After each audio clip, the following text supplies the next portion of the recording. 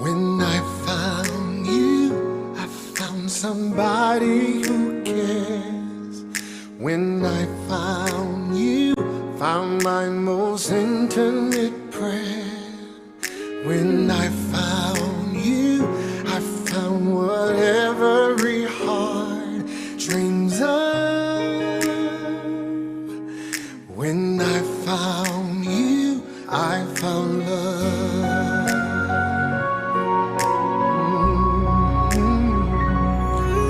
When I found you, I found the rest of my life.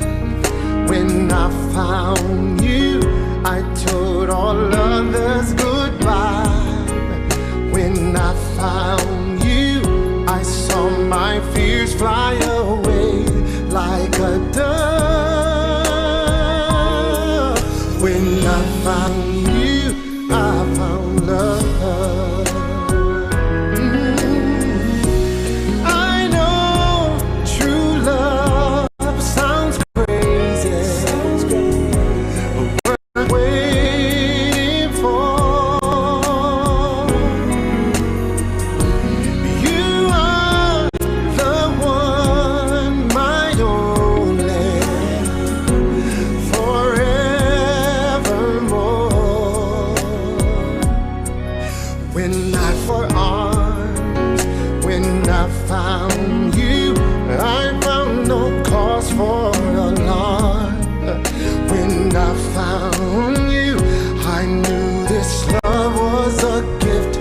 From above,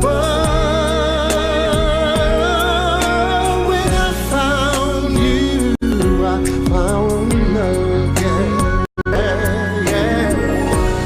I know true love sounds crazy, but worth waiting for. You are lovely.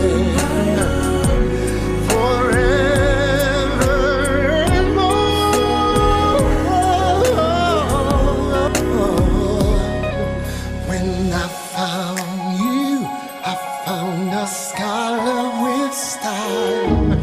When I found you, found one more reason to smile. When I found you, I knew I finally found enough. That I did when I found love. When I found you, I found love. I found love.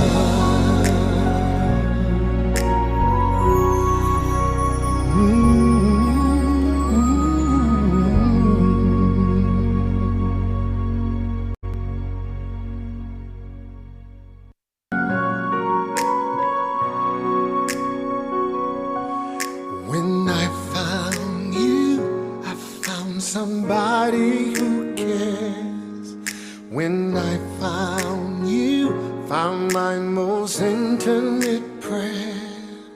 When I found you, I found what every heart dreams of. When I found you, I found love.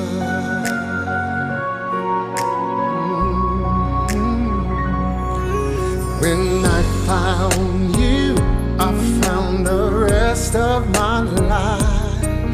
When I found you, I told all others goodbye. When I found you, I saw my fears fly away like a dove. When I found you, I found love.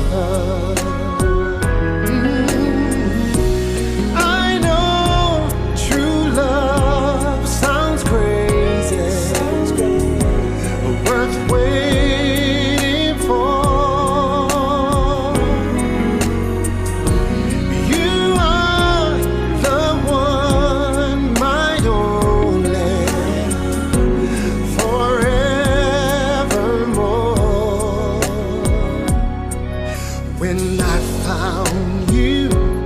found my fate in your arms. When I found you, I found no cause for alarm. When I found you. Good night, good night, good night.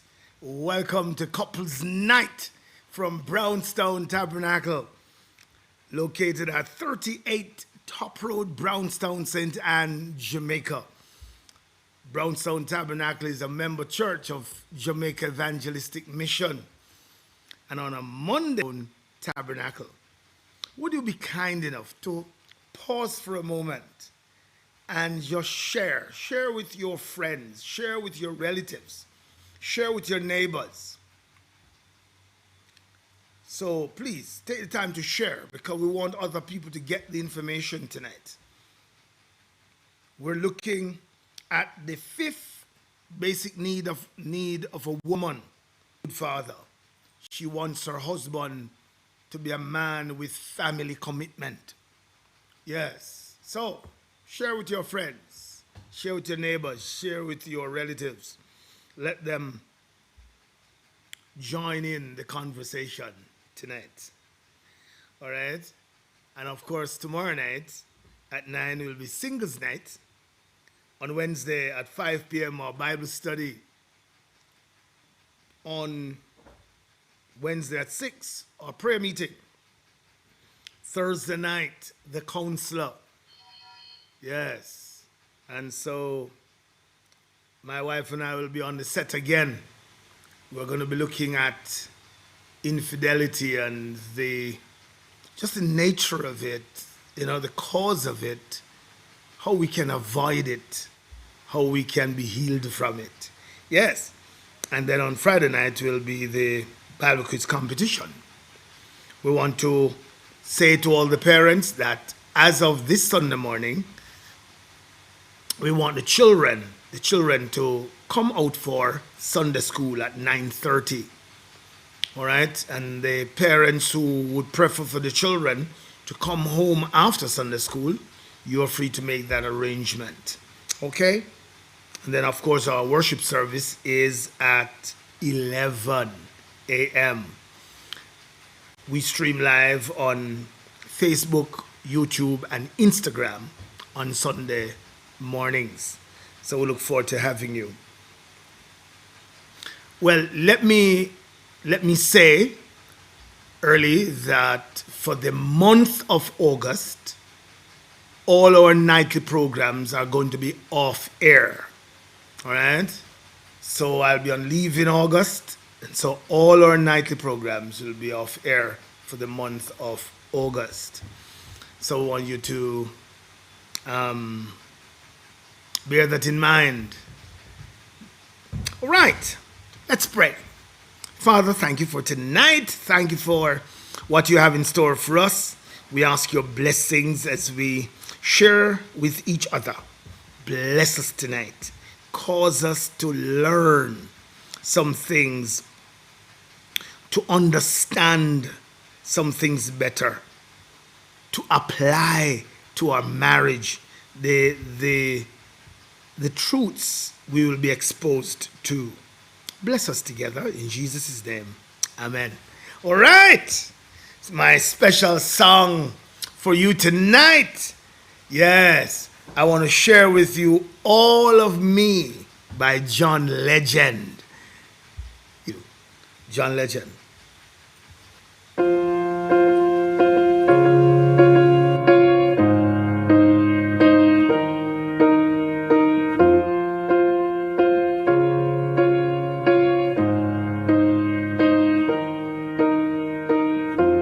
What would I do without your smart mouth?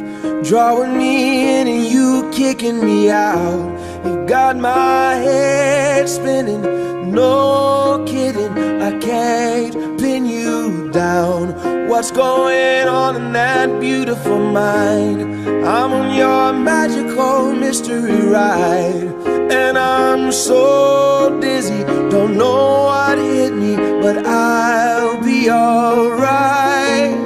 My head's underwater, but I'm breathing fine.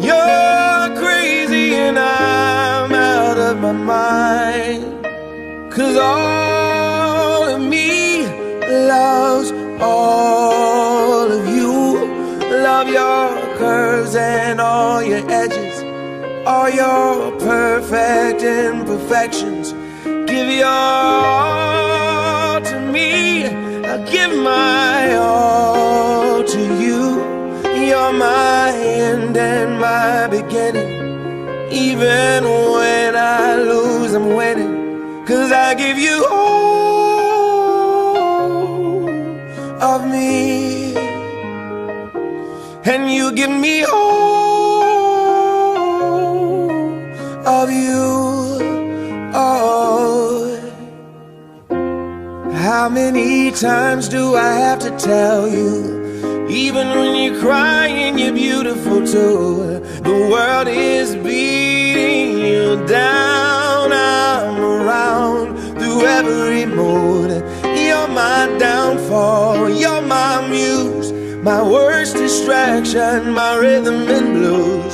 I can't stop singing, it's ringing in my head for you.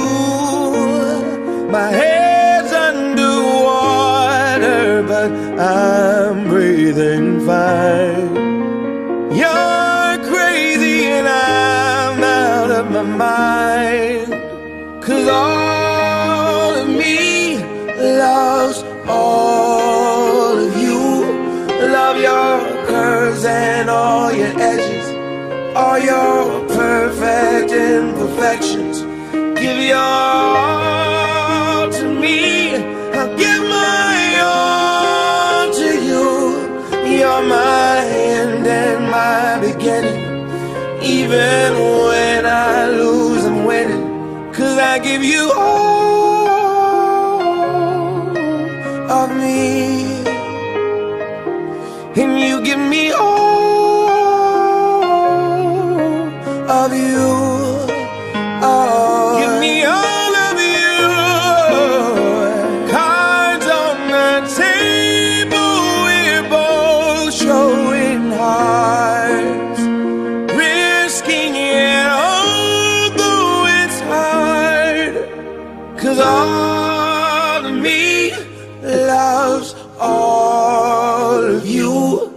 Love your curves and all your edges, all your perfect imperfections. Give your all to me, I'll give my all to you. You're my end and my beginning. Even when I lose, I'm winning, 'cause I give you all of me, and you give me all of you. I give you all of me, and you give me all of you. Oh,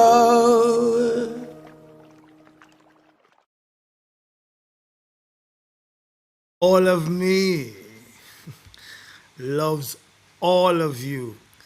Yeah, you need to just, I want all the husbands beside their wives to just tell your wife, yes, all of me loves all of you.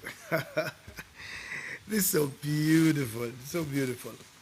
All right, so tonight we're looking at the fifth basic need of a woman. The fifth basic need of a woman. Yes? So it is the final of the five basic needs. She needs her husband to be a good father, a man who has family commitments. So we want to explore this together tonight. So, as usual, let me start with a story. Anne and Terry met in their early 30s. Neither of them had been married before, and both felt ready to settle down.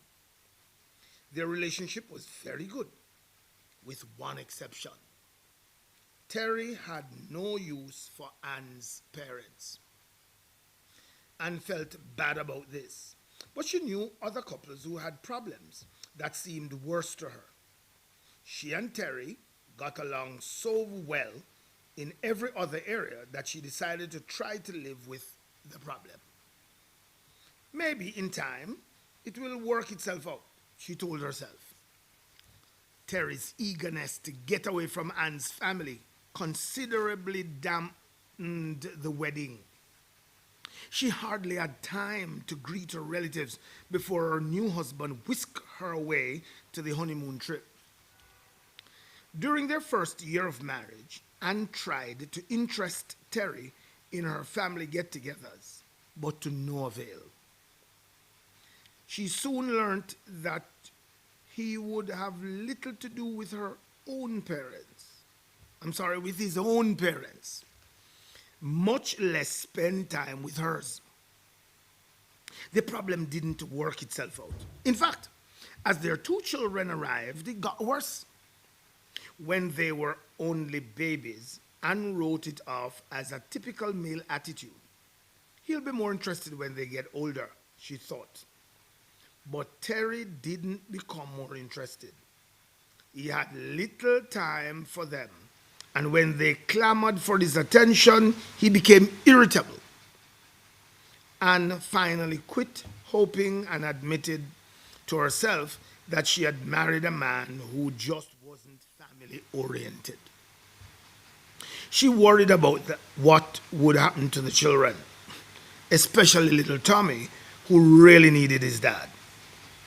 Anne hated to admit it, but Terry's bachelor cousin, Drew, was a better father to her children than Terry. Drew visited regularly, on holidays, and over some weekends. He was so good with the kids, they called him Uncle Drew. Drew eventually became their favorite babysitter, especially when Terry and Anne went away overnight. Drew's popularity with Anne's children left her ambivalent. While she could see Drew becoming their father in a sense, and that worried her, she also found comfort in knowing her children received the male supervision and companionship they needed so badly. One day, when Anne shopped during the noon hour, she saw Drew. Sorry. After a few moments of conversation,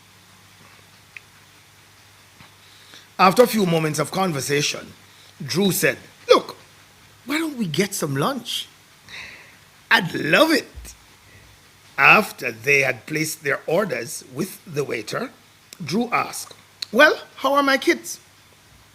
His tender concern brought tears to Anne's eyes. "I've never told you how I worry about them," she began.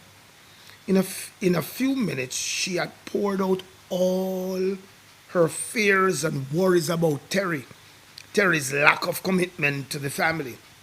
She concluded by confessing, "Sometimes, Drew, I feel as if you act more like a parent to my children than Terry does." Drew turned a bit red, but still had to smile. "You know I love those little guys as if they were my own."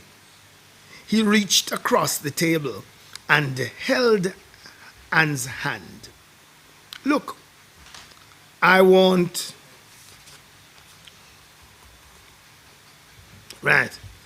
I want to help. I'll start making a point to drop by more often to see them. In fact, how about it if I take them to the county fair on Saturday? That would be wonderful." And beamed, "I might even come along myself."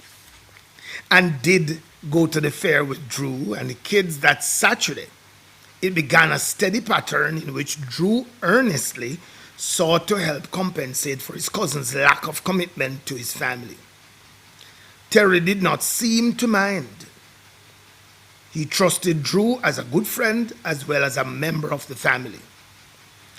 Over the 2 years that followed that luncheon, Anne and Drew began to see more and more of each other. They met often for lunch, in addition to sharing outings with the children. Anne began to admit to herself that she needed Drew in her life. He supported her in what seemed to be her most important responsibility, the care and development of her children. Slowly, over the months, their friendship became an affair. She came to love him with greater intensity and passion than she had ever loved any man. The conflict that developed in Anne was unbearable. On the one hand, she did not want their children to go through the pain of divorce and be separated from their true father. On the other hand, she could not bear raising her children without the support of a man she loved, and struggled with her emotions until Terry discovered the affair. He felt hurt and angry that his own cousin would betray him. To avoid the wrath of Terry and the rest of his family, Drew moved to another state. Now, Anne felt doubly devastated. Her lover was gone, and so was the man who had acted as a father to her children. Where would she go from here? Wow, had to share that story with us. But tonight we're talking about the fact that a wife needs her husband to be a good father to the children. Every wife wants her husband to be a man with family commitment, a man who is committed to the family. So let's explore some issues together. A wife needs a strong family unit. The vast majority of women have a powerful instinct to create a family. Above all, wives want their husbands to take a leadership role in this family and to commit themselves to the moral and educational development of their children. The ideal scenario for a wife is to marry a man whom she can look up to and respect, and then have her children grow up to be like their father. You know, in the Bible, Jewish parents were advised, yes, by the wise man Solomon. Proverbs 22:6, train up a child in the way he should go, and when he's old, he'll not turn from it. Whatever their religious convictions may be, most of the wives expect their husbands to play a key role in training up the children. Now, a father has a profound influence on his children. A father has profound influence on his children. And we're speaking to the fathers tonight and the husbands. Yes, just by nature, fathers have profound influence on their children. And as a husband, I want to encourage you to really spend time with your family. Spend time with your children. In families where the father takes little interest in his children's development, the mother tries desperately to motivate him to change. So she will buy him books, yes, on parenting, and leave them in convenient places for him to read. She coaches him to attend seminars sponsored by the church or the PTA. Yes, she may even ask him to talk with a family counselor in the hope that he can be inspired to greater interest and commitment. Sometimes her effort is usually met with only partial success. And more often, she becomes frustrated by excuses, delays, and other unenthusiastic responses on her husband's part. Not uncommonly, such a mother starts looking to other men in her family or circle of friends to meet her need. She believes the children have the need, but in reality, the need is hers. She, be, she must have a man contributing to the well being of her children. Sometimes a grandfather does the trick, other times a man like Drew appears and takes the place of the father with the children and the place of the woman's husband as her lover. So sometimes it cascades into unpleasant situations. What does a woman really mean when she says she wants her children to have a good father? What does she really mean? Behind that remark lie expectations of responsibilities she wants him to fulfill. Ironically enough, they often conflict with his need for domestic support. And we talked about domestic support last time. In order to deal with such a situation, the couple must achieve open communication in two important areas: time and training. Time and training. Very important as we seek to nurture our family. So let's talk. Parenting takes time, lots of time. Parenting takes time, lots of time. Fathers, our children need us. Parenting takes time. You are only going to impact your children positively if you spend quality time with them. Okay? So, some time ago we spoke about a husband needing to spend 15 hours per week with his wife. Yes? And on average, a man spends 50 hours per week in his occupation. And so we're suggesting that you seek to spend 15 hours with your family, to include the children. Yes? Quality family time is important. Quality family time is when the family is together for the express purpose of teaching the children the value of cooperation and care for each other. All right? So if we're going to spend 15 hours, look like?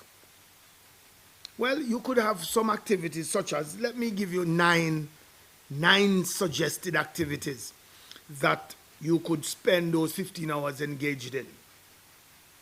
So let us look at 9 suggested activities. One, meal time is referred to as talk time. That's the time when the family sits together, have a meal together, and we're able to talk, and children just share their experiences. So, meals together as a family. Number 2, going out for walks or riding bicycles together, that sort of thing. Just taking a stroll together as a family. But going out for walks, bicycle rides or, that sort of thing. Number 3, attending religious services. So we go to church together. Yeah. Go to Bible study and prayer meeting together. Yes. Number 4, conducting family meetings.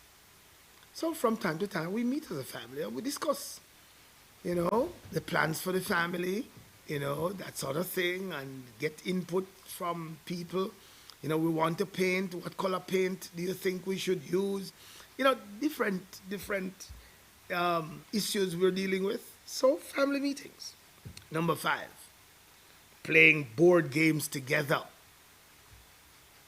Yes, when my children were small, we used to love to play Monopoly, where people could, we love to buy properties and rent, and so we really had fun, board games, playing board games together.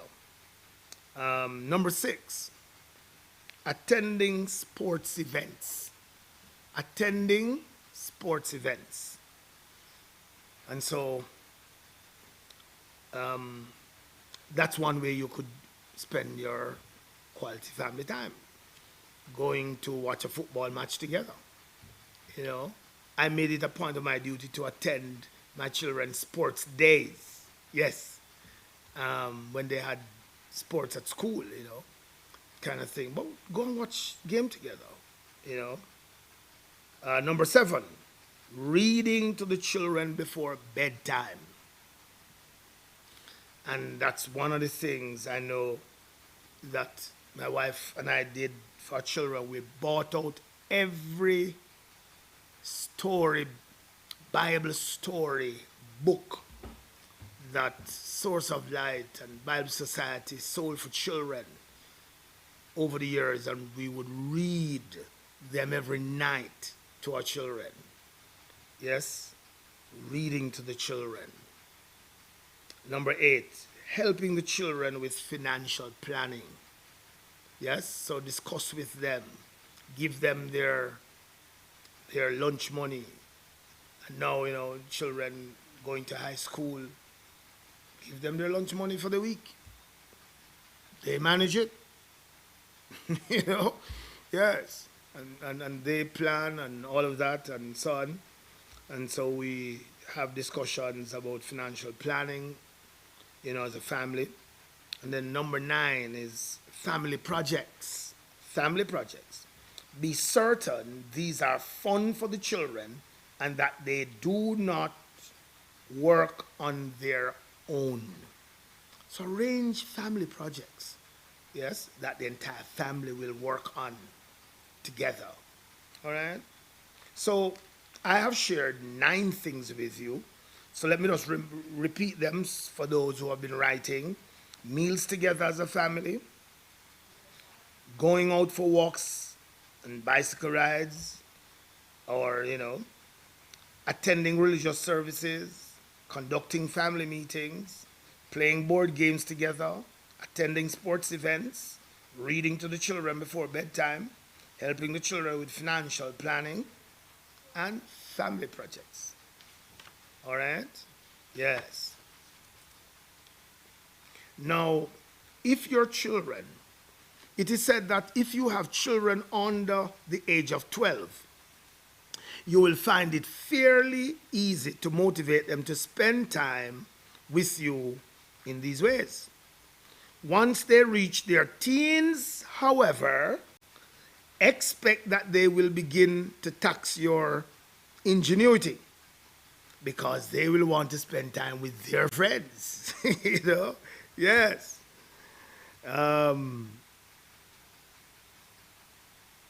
And less time with family, so you have to prepare for that, all right?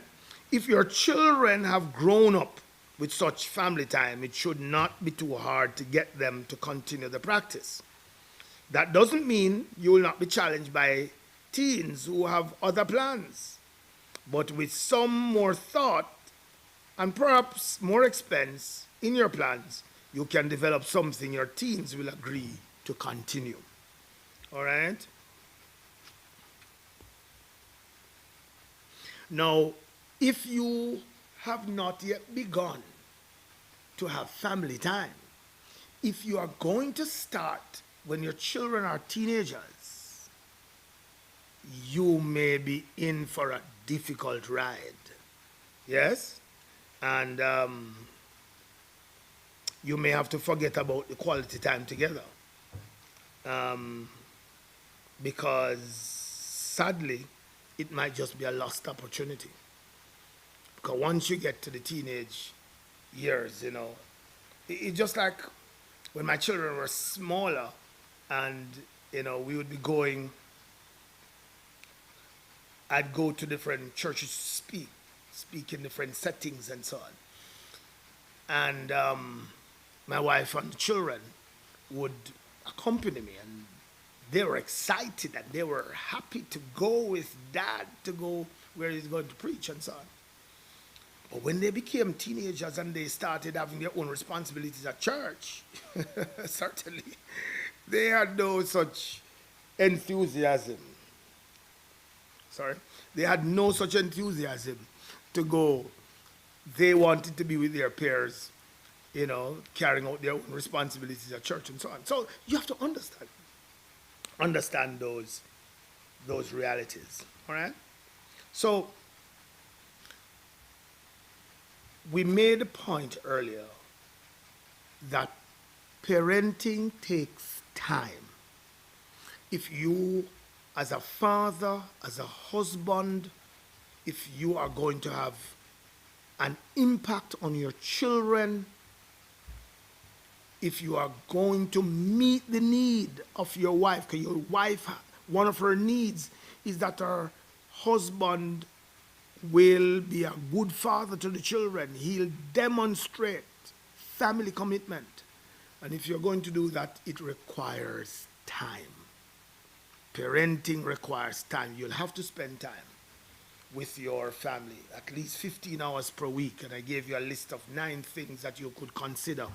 And of course, you can add to that list of things you could do during the course of each week. All right? Now, parenting does not only take time, but secondly, parenting takes training. Lots of training. If you wish to parent your children well, you also need to face the fact that you will need some good training in this skill. No one automatically knows how to care for a child, no matter what the stereotypes may lead you to think. While both men and women benefit from parenting classes, it is said that most times men seem to need the training even more. Mistakenly, many may think of parenting as an instinct, that you're born because they feel this way. Their resistances, you may have to get some of the books and so on. But I want to say to the daddies, look for books that share with you some, control them. And like it is seeking how, you can guide watching TV, rather turn off TV and go now.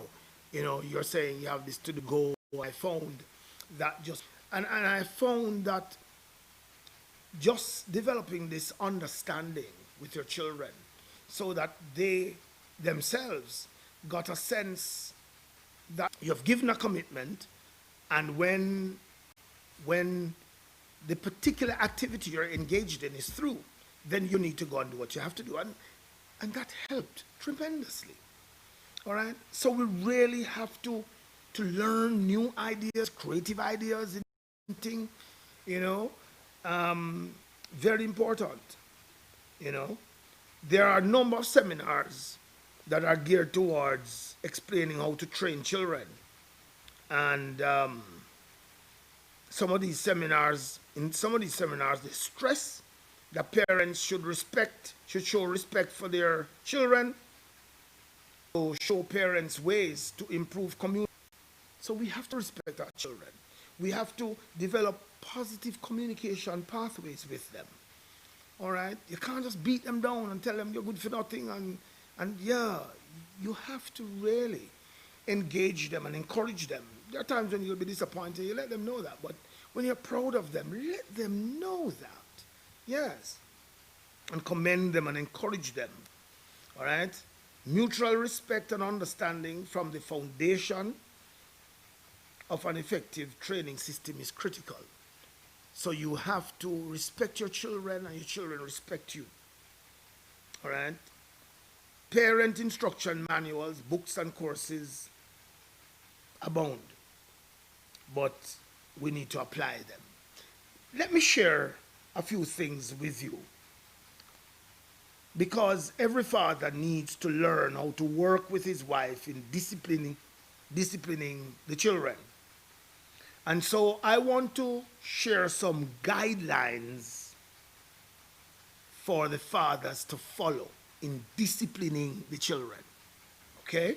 Number 1, learn how to be consistent. Learn how to be consistent. Many fathers make mistakes in consistency, and children don't take long to discover that the rules may depend on daddy's mood. Yes?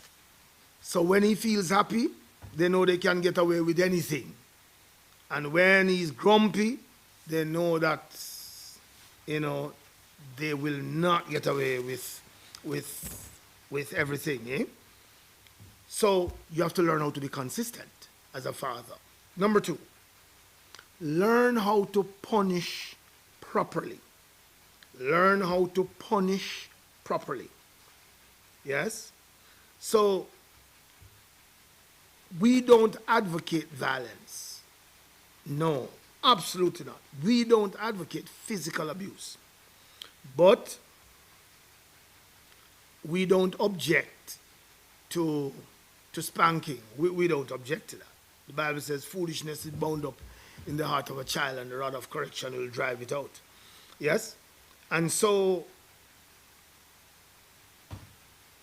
I think we should learn age-appropriate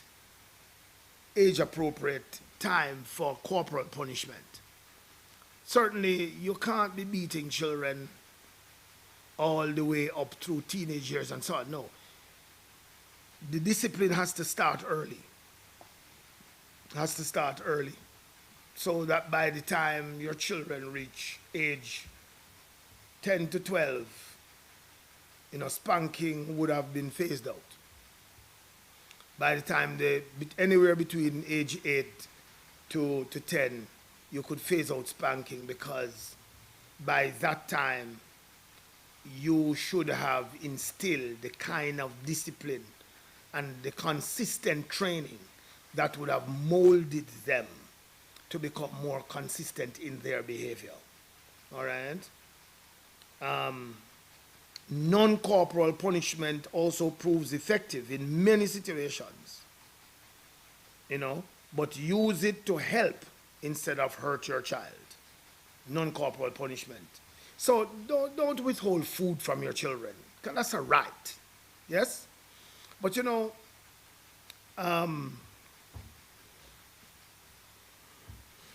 must look at probably withholding privileges. Privileges, yes? And so probably you will say no TV today. No TV today. You have to get your work done. Yes? No phone. You have to get your work done. That kind of thing, So you withdraw some privileges, or you're not going on that trip because your behavior was not right. That kind of thing. So you have to withdraw privileges. Or probably no ice cream. No ice cream, today. So we have to, don't forget the most effective method of discipline for some cases would be rewards. Yes?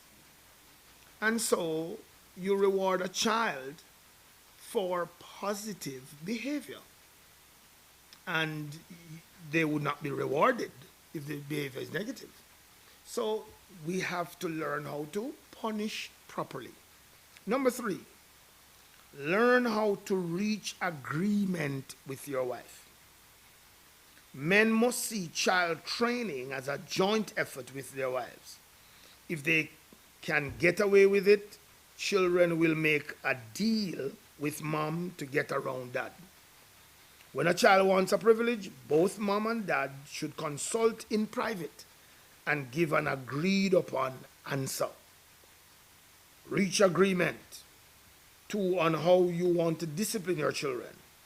A joint opinion receives greater respect from children and carries more weight with them. So, when they know you made it together, children are less likely to challenge your decision. And so make sure there's agreement on whether it is discipline or privileges or so on. There must be an agreement. All right? So if you cannot agree, you probably shouldn't take action in an area, because the children will know if you're not agreeing, and they'll try. Because children are smart. If they know their parents do not agree on something, you know what they'll do? They will side with the particular parent at the time that they think is soft towards them in a particular area. They are smart. So you have to make sure, learn how to reach agreement with your wife. All right. Number 4, learn how to interpret the rules. Learn how to interpret the rules. Children need to understand why they should do this or that.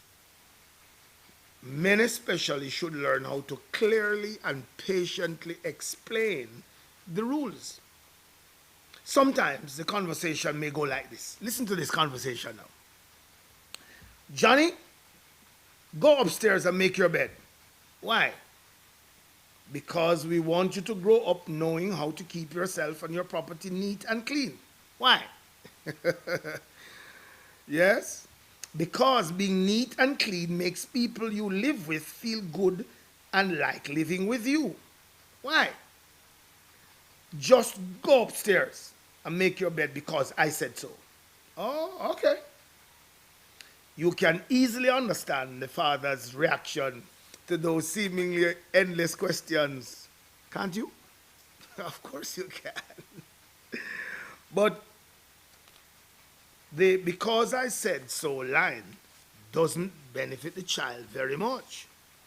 When you feel frustrated, pulling out your parental muscle may work, but you may get the child to take the appropriate action, but you may also have lost the opportunity to explain your rationale to the child. So you and I have to be patient. Yes? And so you and I must learn how to interpret rules. The rules we're putting in place, we must be patient enough to explain to our children why. The benefits of obeying. Yes? The consequences of not obeying. The pros and the cons. Because we're educating them, we're training them. All right? So it's not just because I have said so. Yes? That's not, most times that's not the main reason. But there are benefits. You know, if they wash the dishes, they are learning to be domesticated and learn how to keep their house, their kitchen clean. They're learning the skill, the homemaking skills, and so on. So there are benefits to what they are being required to do. But we have to take the time to explain. Number five. Learn how to handle anger. Learn how to handle anger. Men often feel tempted to use anger as a means of communicating displeasure. Some even resort to violent behavior and batter and bruise their children. Such sad reactions by parents do not work, and no child psychologist has recommended anger in any form as a tool for training a child. So control your anger before you discipline any child. By separating your emotion from the disciplinary action, you will become a more effective parent. Yes. So try and separate the anger. All right? So, fathers, I want you to understand tonight, fatherhood takes commitment. Fatherhood takes commitment. Many men view this need for family commitment as a very demanding role, sometimes too demanding. Not only must they act as good husbands, providing their wives with affection, conversation, honesty, and financial support, now they must be good fathers with the time and training that requires. Because they fear being overcome by all this, they may neglect the role of father, turning all the parenting over to their wives. By avoiding the role of father, a man loses his wife's respect and the love bank account loses out.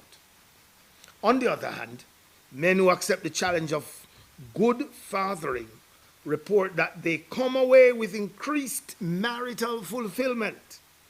Their effort comes back to them many times over in the admiration of their wives. Yeah. Guess what?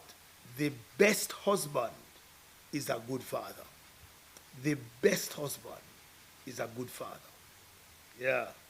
So, what kind of husband are you? Let me share some questions. I have some questions for the husbands tonight. 4 questions for the husbands. 1. Have you committed yourself to your family? What does that mean in regard to quality family time, training in parenting skills? So, have you committed yourself to your family? Are you spending quality time with your family? If you haven't started yet, you must begin now. Your family needs it.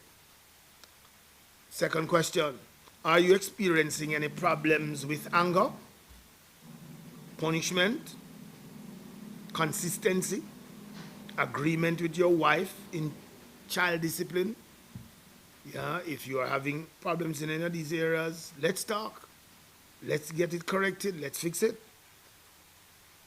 Number 3, are you overcome with responsibilities? How have you tried to communicate your juggling act to your wife? Does she seem to understand? Yes? Have you had a discussion with your wife about the demands of work and the demands of family?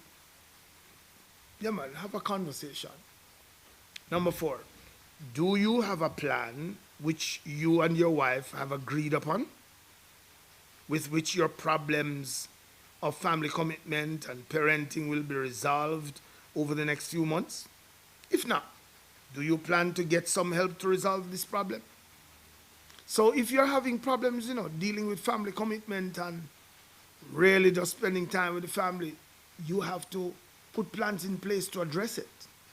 You may need to talk to your pastor, you may need to talk to a counselor, you may need to talk to somebody, but you have to deal with it, because you could find that your marriage comes under pressure as a result. And worse yet, you could lose your children. Let us ask the wives some questions tonight. Number 1, list some of the skills your husband has mastered in learning to raise your children. List some of those. Yes, list the skills. Secondly, list the skills you think he should develop in learning to raise your children.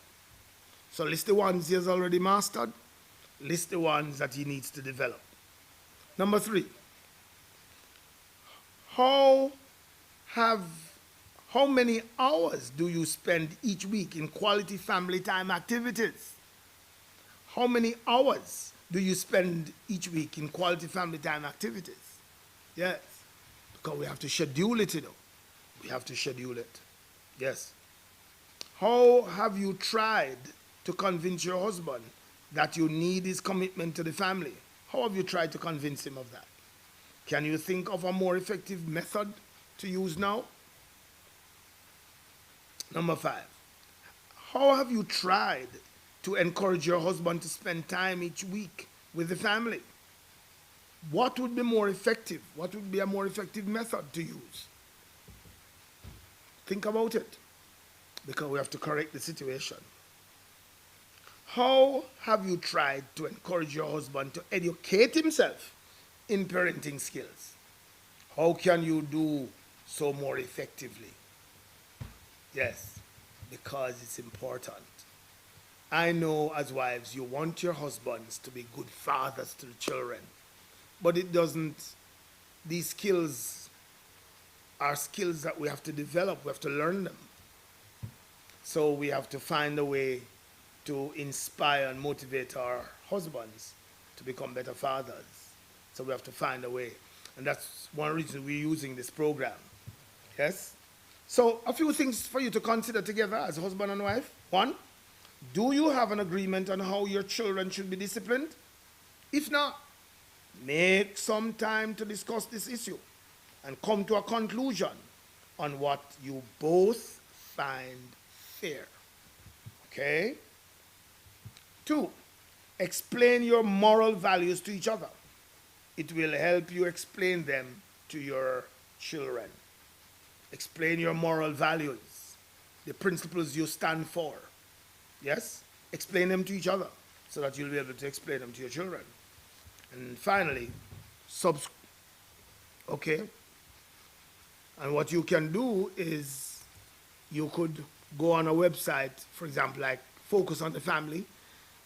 They have all kinds of articles that you can expose yourself to over time. All right? So, we are going to, as a church, we'll have to do more in promoting family time. We're going to have to do more. We're going to have to come up with a way of promoting family time activities.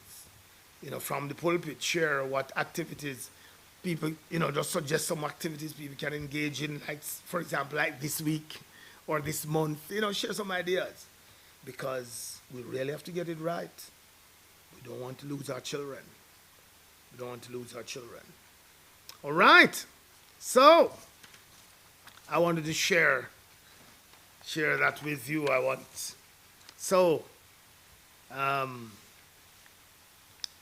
The final need of the wife. She needs her husband to be a good father to the children. She needs her husband to display quality family commitment. Yes. So we have to talk about that this evening. Yes. When I get back from leave, I look at the 5th need that the man has at that time. Yes? Yes, the 5th need that the man has. Let me give you an idea. A husband needs his wife to be proud of him. A husband needs his wife to be proud of him. He needs her admiration. Yes, so we'll talk about that the next time. But I want you to remember that as of next Monday, I'll be on leave for the month of August. And so all the nightly programs will be off for a month. So we will resume come September. All right? But let me leave an intimacy tip with you this week from Julie Siebert. So Julie Siebert writes, listen to this heading: 3 ways to like sex when you hate your body. 3 ways to like sex when you hate your body. All right. So, Julie says, but I have talked with enough women, and I am a woman, so I know that the struggle with body image is real. For men too, but it seems to be a bigger struggle for women. And sometimes that struggle ravages our most sexually intimate moments, or shuts them down completely. The older I get, Julie says, the more discernment I am having about what builds relationship and what chips away at it. As a Christian, I would like to believe it's a nudge from the Lord that has opened my eyes wider. Sometimes, though, I think it's just having lived enough life to finally be able to look around and see patterns that we rarely comprehend when we are young. So maybe you are someone who hates your body and as a result have drifted away from enjoying sex with your husband. To the point that maybe you rarely, if ever, pursue him. Well, Julie says here are 3 things to consider that may ease you back toward sexual intimacy in your marriage. Number 1, she says, listen to the right voice. All right, wives? Listen to the right voice. So Julie says, I get it. At every turn, society blares out what beautiful is. Magazine covers, the internet, clothing that leaves little to no imagination, reality shows. How is it that this bachelor show has even survived this long? We are bombarded, she says, with what suffices for hot and what is relegated as not. If you are holding yourself up to society's gauge of beauty instead of God's gauge, then it is time to start being gentler with yourself and seeking his voice. That sounds so cliche, she says, but it's true. There's nothing redeeming about being a hater, and that goes for the ways we hate on ourselves. The standard for beautiful, as far as society is concerned, is constantly shifting, forever manipulated by advertisers, companies, celebrities, and trendsetters. And while I don't fault legitimate efforts to sell cosmetics and jeans and, and exercise regimes, she says, I also don't think we need to slide down a slippery slope of believing those things are what lead us to authentic beauty. What is God saying about you? His word rings truer than anything else. So, hear what God has to say about you. Yes. And the word of God says we are fearfully and wonderfully made. The word of God says he beautifies the meek with salvation. Yes. So who you are, your significance, is not wrapped up in how you look, but in who you are. Secondly, not only to listen to the right voice, listen to what God has to say, but secondly, she says you must count the costs. Count the costs. She says sooner or later, if you are avoiding sex or going into it half-heartedly, you have to count the costs. Do you really feel better with that strategy? Probably not. Does your husband feel great about it? Probably not. When a husband and wife can be having sex regularly but are not, particularly if the reason is one spouse has just decided to put the brakes on intimacy, the costs are pricey. Sexual intimacy is a binding force in a marriage. Some call it glue, others call it connection. When a married couple mutually values and pursues sexual intimacy, something powerfully wonderful happens to the marriage overall. So it shouldn't surprise us that when sex is relegated to the back burner or completely taken off the stove altogether, the relationship suffers. Roommate status sets in. Resentment often builds. It becomes more difficult to do day in, day out life. Julie says, I have always said that I like my husband better when we make love regularly. We are able to extend grace to each other. We are able to parent better and navigate life's difficulties better. We are calmer with each other. Sex is a great stress reliever.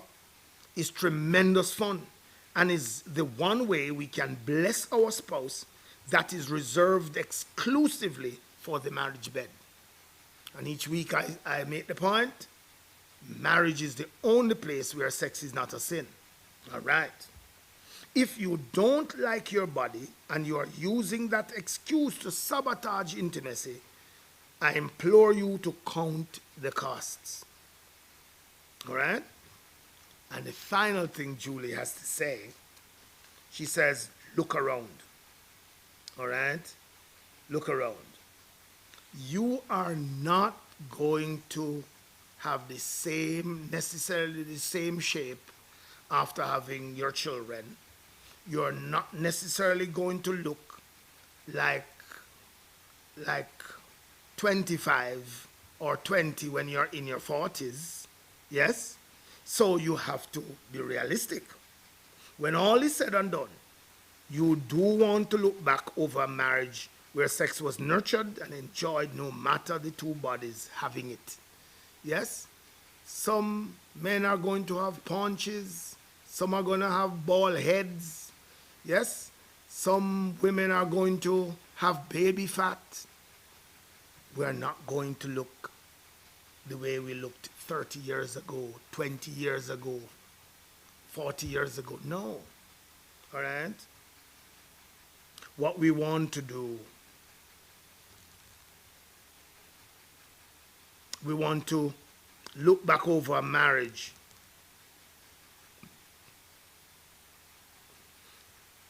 We don't want to look back. We don't want to look back over a marriage where sex was avoided and could only happen with the lights turned off because, baby fat and people felt so conscious of themselves that they were hiding themselves. Yes? We don't want that. We want people who will love each other unconditionally and will give themselves to each other and take care of each other. Intimacy is important. Yes? It's a part of the glue that keeps us together. Yes, that binding force. It's called the glue. Others call it connection. Yes. And so we want to take care of each other. And so, brothers and sisters, friends, husbands and wives, it was good sharing with you tonight. And until God's willing, September, I want all we have been talking about, all the tips I've been giving you, all the ideas I've been sharing with you, I want you to put into practice what it is you have learned. Yes, you will become an irresistible spouse. Yes, nobody can take your place. And so I want you to be the best wife you can be to your husband. I want you to be the best husband you can be to your wife. God bless you. Love you. Have a good night. Until found you intimate prayer. When I found you, I found what every heart dreams of. When I found you, I found love.